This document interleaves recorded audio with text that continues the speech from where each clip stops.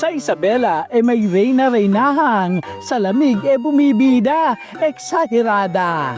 Ang sabi ni Elsa, sa kanyang bonggang negosyong, pangmalakasan ng kita.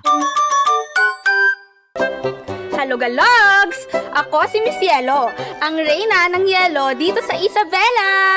Viral, kinabiliban at pinag-usapan ang negosyong tubig, plastic at Frigidaire ang puhunan. Wow, lobong-lobo!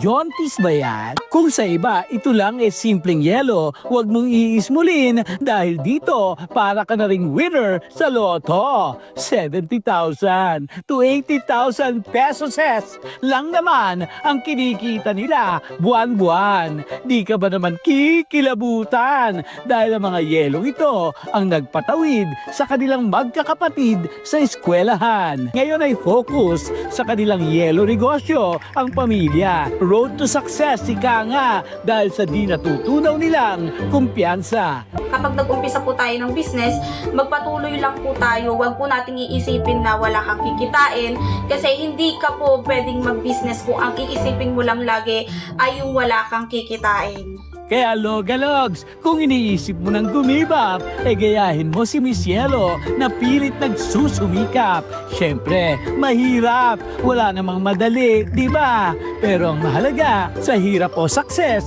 kasama ang pamilya.